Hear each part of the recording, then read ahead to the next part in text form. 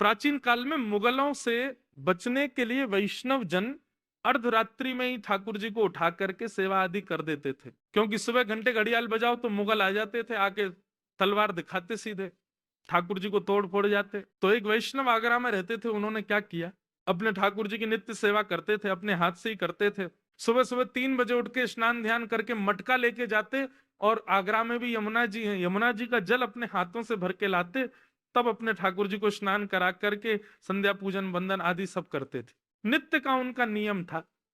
एक दिन इतनी मूसलधार बारिश हुई महाराज, इतनी बारिश, लाइट तो उस समय थी नहीं, दिया सब चलते थे, क्या करें आज सेवा कैसे होगी। मन में विचार करने लगे, बोले अब तो हम जा ही नहीं पाएंगे, अब यमुना जल कैसे भर के लाएं, ठाकुर जी को स्नान कराना है, संभव ही नहीं हो पा रहा है। सुबह तक की प्रतीक्षा करें, दिन में जाएं तो मुगल परेशान करते हैं।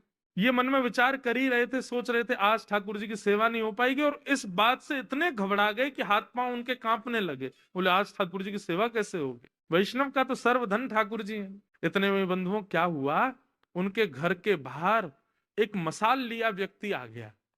उसकी मशाल देख करके ये थोड़े से मन में आया कि भाई ये व्यक्ति जा रहा है, जब तक इसकी मशाल की प्रकाश दिख रहा है तब तक इसके पीछे ही चल दें। उसके पीछे पीछे चले गए, और वो यमुना जी के तट पे ही गया। वहां जैसे ही ये पहुंचे, इन्होंने कहा बढ़िया है, इसके सहारे हम आ गए, वापस तो हम जैसे तैसे लौट भी जाएंगे। और महाराज उन्होंने यमुना जल आदि सब अपना भर लिया, बड़े प्रसन्न थे, ठाकुर जी की सेवा पूरी होगी। जैसे ही वापस जाने लगे तो मसाल वाला व्यक्ति पुनश्च आगे चलने लगा, और मार्ग दिखाता दिखाता उनके घर के पास तक तो गया, पर वो तो अपना आगे चला गया, ये अपने घर आ गए। बोले बड़ा बड़ा भला आदमी था भैया, अपने किसी काम से गया होगा, लेकिन इसकी मसाल ने हमारी सेवा पूरी करा दी। ठाकुर जी का बड़ा अनुग्रह है कि हमारी सेवा आज नहीं छूटेगी।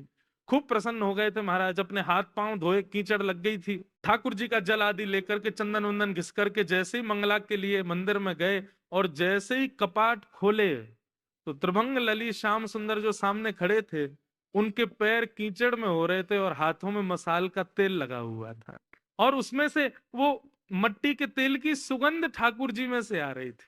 ये देख करके वैष्णव तो लिपट गया ठाकुर जी से, बोले मैं आपको निलाता भी हूं ना, ये भी मेरी सामर्थ्य नहीं है, ये भी आपकी कृपा से ही मैं कर पा रहा हूं ठाकुर जी।